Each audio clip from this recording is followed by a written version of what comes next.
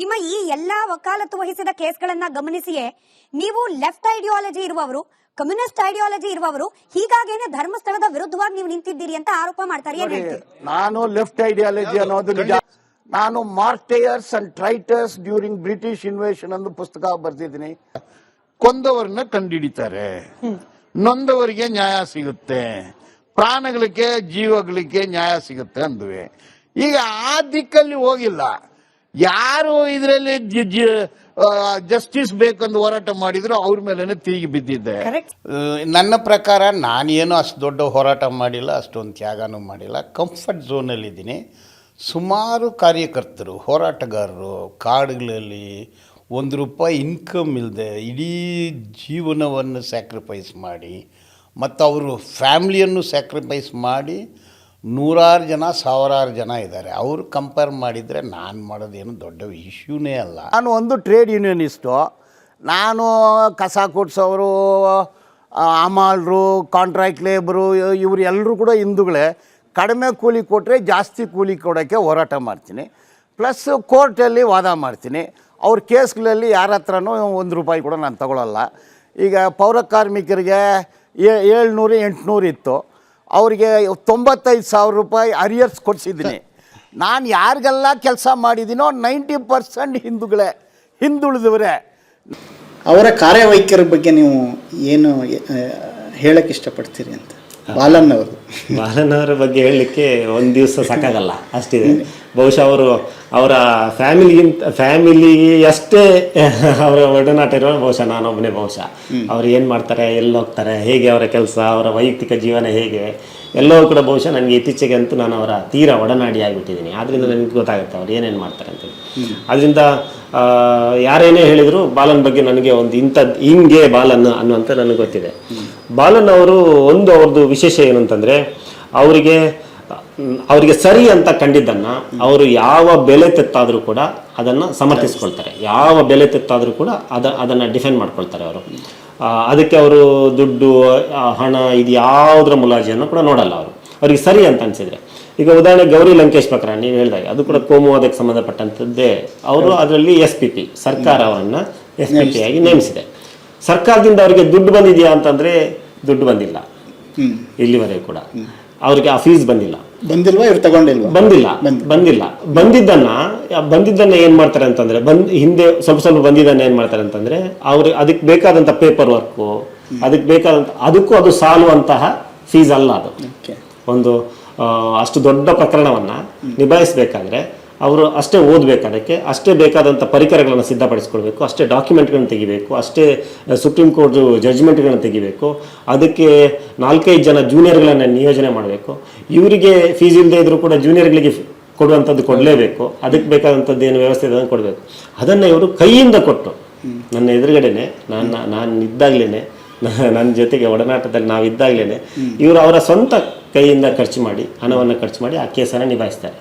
ಈಗ ಶ್ರೀರಂಗಪಟ್ಟಣ ಪ್ರಕರಣಕ್ಕೆ ನಾವು ಅವ್ರನ್ನ ಕರ್ಕೊಂಡು ಹೋಗ್ತೀವಿ.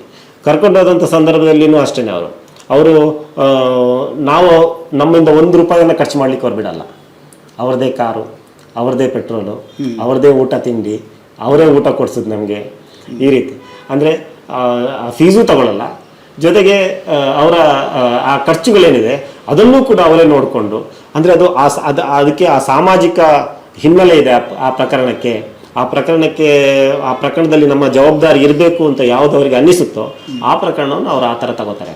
ಉಳಿದಂತೆ ಅವರು ತುಂಬ ಜನ ಕೆಲವರು ಹೇಳ್ತಾರೆ ಅವರು ಕಾಸ್ಟ್ಲಿ ಲಾಯರ್ ಅಂತೇಳಿ. ತುಂಬ ಜನ ಹೇಳ್ತಾರೆ, ಹೌದು, ಈ ಕ್ರಿಮಿನಲ್ ಪ್ರಕರಣಗಳಲ್ಲಿ ಅವರು ಕಾಸ್ಟ್ಲಿ ಲಾಯರ್ ಇರ್ಬೋದು, ಮತ್ತು ಅದು ಅನಿವಾರ್ಯ ಕೂಡ. ಈಗ ದರ್ಶನ್ ಪ್ರಕರಣವನ್ನು ಅವರೇ ಮಾಡ್ತಾರೆ. ದರ್ಶನ್ ಪ್ರಕರಣದಲ್ಲಿ ಪವಿತ್ರ ಗೌಡನಿಗೆ ಅವರೇ ಅಡ್ವೊಕೇಟು.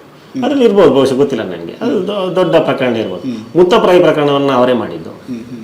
ಮುತ್ತಪ್ರಾಯಿ ಕೇಸ್ ಪೂರ್ತಿ, ಮುತ್ತಪ್ರಾಯಿ ಸಾಯುವವರೆಗೂ ಎಲ್ಲ ಕೇಸ್ಗಳು ಅವರೇ. ಮುತ್ತಪ್ರಾಯಿದು ಮಂಗಳೂರು ಅಂತೀನಿ, ಇಡೀ ಕರ್ನಾಟಕದ ಅಂಡರ್ ವರ್ಲ್ಡ್ ಡಾನ್ಗಳು ಯಾರಿದ್ದಾರೆ ಅವರಿಗೆಲ್ಲರೂ ಅವರೇ ಲಾಯರ್. ಆದರೆ ಅದರ ಜೊತೆಗೇನೆ ಅವರು ಪಾಟ್ನಾದಲ್ಲೂ ಕೇಸ್ ತಗೋತಾರೆ, ದೆಹಲಿಯಲ್ಲೂ ಕೇಸ್ ತಗೋತಾರೆ, ಚೆನ್ನೈಯಲ್ಲೂ ತಗೋತಾರೆ. ಆ ಕೇಸ್ಗಳೆಲ್ಲ ನೀವು ನೋಡಿದರೆ ಬೆಚ್ಚಿ ಬೀಳ್ತೀರಿ. ಅದೆಲ್ಲವೂ ಕೂಡ ಭಯೋತ್ಪಾದನೆಗೆ ಸಂಬಂಧಪಟ್ಟದ್ದು. ಭಯೋತ್ಪಾದನೆಯಲ್ಲಿ ಅಮಾಯಕರನ್ನ ಸಿಲುಕಿಸಿರುವಂಥ ಕೇಸುಗಳು ಇದಕ್ಕೆ ಸಂಬಂಧಪಟ್ಟು. ಅವ್ರು ಇಲ್ಲಿಂದ ಪಾಟ್ನಾಕ್ಕೆ ಹೋಗ್ಬೇಕಾದ್ರೆ ಈ ವಯಸ್ಸಲ್ಲಿ ನಾವೇ ಈಗ ಈ ಏಜಲ್ಲಿ ನಾವೇ ಟ್ರಾವೆಲ್ ಮಾಡೋಕ್ಕೆ ಹಿಂಜರಿತೀವಿ. ಇಲ್ಲಿಂದ ಮತ್ತೊಂದು ಜಿಲ್ಲೆಗೇನೋ ರಾಯಚೂರಿಗೆ ಹೋಗ್ಬೇಕು ಅಂತಂದ್ರೆ ಅಯ್ಯೋ ಬಿಸಿಲು ಯಾಕೆ ಹೋಗೋದು, ಮಂಗಳೂರಿಗೆ ಹೋಗ್ಬೇಕಂದ್ರೆ ಅಯ್ಯೋ ಅಲ್ಲಿ ಸೆಕೆ ಯಾರು ಹೋಗೋದು ಅಂತೇಳಿ ನಾವು ಯೋಚನೆ ಮಾಡುವಂಥ ಸಂದರ್ಭದಲ್ಲಿ ಅವರು ಪಾಟ್ನಾದಲ್ಲಿ ಕೇಸಿದೆ ಕಾಮ್ರೇಡ್ ಅಂತ ಹೇಳಿ ಫ್ಲೈಟ್ ಹತ್ಕೊಂಡು ಹೋಗ್ಬಿಡ್ತಾರೆ. ಅದಕ್ಕೆ ಹೋಗಿ ಬರುವಂಥ ಖರ್ಚನ್ನು ತಗೊಳ್ತಾರೆ ವಿನಃ ಫೀಸ್ ಅಂತ ತಗೊಳ್ಳಲ್ಲ. ಚೆನ್ನೈಗೂ ಹಂಗೇನೆ, ಚೆನ್ನೈಗೂ ಹೋಗ್ತಾರೆ, ಡೆಲ್ಲಿಗೂ ಹೋಗ್ತಾರೆ. ಇಂಥ ಪ್ರಕರಣಗಳನ್ನು ಸುಮಾರಷ್ಟು ಅವರು ಫ್ರೀಯ ರೀತಿಯಲ್ಲಿ ನಿಭಾಯಿಸ್ತಾರೆ. ಆ ಪ್ರಕರಣಗಳು ಒಂದು ಸಾಮಾಜಿಕ ಬದ್ಧತೆಯಿಂದ ಮಾಡೋ ಕೇಸುಗಳನ್ನು ಅವರು ಅದೇ ರೀತಿ ತಗೋತಾರೆ. ನೀವು ಶಾಕ್ ಆಗ್ಬೋದು. ಒಂದು ಸೈಬರ್ ಟೆರರಿಸಮ್ ಅಂತ ಒಂದು ಕೇಸ್ ಇದೆ. ಅದರಲ್ಲಿ ಬಾಲನ್ ಮುಖ್ಯ ಆರೋಪಿಗೆ ವಕೀಲರು. ಸೈಬರ್ ಟೆರರಿಸಮ್ ಚಾರ್ಜ್ ಶೀಟ್ ಎಷ್ಟು ಪೇಜ್ ಇರ್ಬೋದು? 100, 200, 300, 1000 ಪುಟ ಒಂದು ಚಾರ್ಜ್ ಶೀಟ್ ಎಷ್ಟಿದೆ ಅಂತಂದರೆ 45,000 ಪುಟ. ಆ 45,000 ಪುಟದ ಯಾವ ಪೇಜ್ ನಂಬರಲ್ಲಿ ಏನಿದೆ ಅಂತೇಳಿ ಅವ್ರು ಬಾಯ್ಪಾಠ ಹೇಳ್ತಾರೆ. ಆ 45,000 ಪುಟವನ್ನು ಹೆಂಗೆ ಓದ್ಬೋದು ಅವರು? ಅದನ್ನು ಓದ್ತಾರೆ, ಅಷ್ಟು ಓದ್ತಾರೆ ಅವರು. ಈ ಧರ್ಮಸ್ಥಳ ಕೇಸಲ್ಲಿ 350 ಜನರ ಮೇಲೆ ಇಂಜೆಕ್ಷನ್ ತಗೊಂಡ್ರು.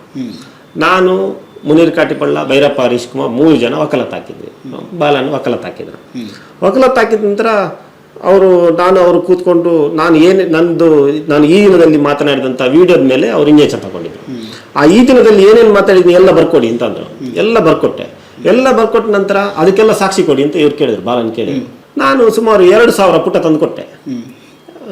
ಇನ್ನೆ ಕರ್ನಾಟಕ ಗೆಜೆಟಿಯರ್, ಕೇರಳ ಗೆಜೆಟಿಯರ್, ಯಾವ ಗೆಜೆಟಿಯರ್ ನಾನು ಏನೇನು ಮಾತಾಡಿದೆ ಎಲ್ಲದಕ್ಕೂ ದಾಖಲೆ ಇತ್ತು.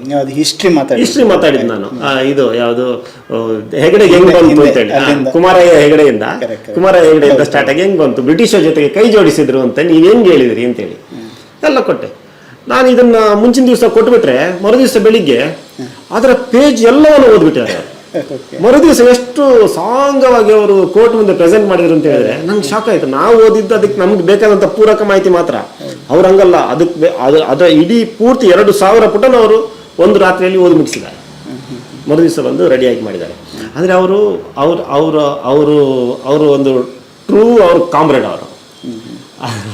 ಅಂದ್ರೆ ಕಮಿಟ್ಮೆಂಟ್ ಇರುತ್ತೆ, ಬಟ್ ಅಷ್ಟೇ ಎಫಿಷಿಯನ್ಸಿ ಇರ್ಬೇಕಲ್ಲ. ಹೌದೌದು. ಆ ಒಂದು ಕಾರ್ಯದಕ್ಷತೆ ಅದಕ್ಕೆ ಇದಾಗೋದು. ಕಮಿಟ್ಮೆಂಟ್ ಇಂದ ಬರೀ ಭಾಷಣ ಮಾಡ್ಬೋದು. ಭಾಷಣನೂ ಮಾಡ್ತಾರೆ, ಕೇಸು ಗೆಲ್ತಾರೆ. ಕೇಸಲ್ಲಿ ಅಷ್ಟೇ ಶ್ರದ್ಧೆಯಿಂದ ಕೆಲಸ ಮಾಡ್ತಾರೆ. ಅದ್ರ ಜೊತೆಗೆ ನಾನು ಫ್ರೀ ಮಾಡಿದ್ದೀನಿ ಅನ್ನೋಂಥ ಅಹಂ ಆಗಲಿ, ಅಥವಾ ಇವ್ರೇನು ಯಾವಾಗ ನೋಡಿದ್ರು ಫ್ರೀನೇ ತಗೊಂಡ್ಬರ್ತಾರೆ ಕೇಸು ಅನ್ನೋಂಥ ನಿರ್ಲಕ್ಷ್ಯ ಆಗಲಿ ನಮ್ಮ ಬಗ್ಗೆ ಇಲ್ಲ. ಅದೇ ಪ್ರೀತಿ, ಅದೇ ಮಮತೆ, ಅದೇ ಆತಿಥ್ಯ ಎಲ್ಲನೂ ಅದೇ ಥರ. ನಮಗೆ ನಮ್ಮನ್ನು ಹೇಗೆ ಅವರ ಕಾಮ್ರೇಡ್ ಥರ ನೋಡಬೇಕು, ಸಂಗಾತಿ ಥರ ನೋಡಬೇಕು, ಅದಕ್ಕೆ ಯಾವತ್ತೂ ಅವರು ಕುಂದು ತಂದಿಲ್ಲ.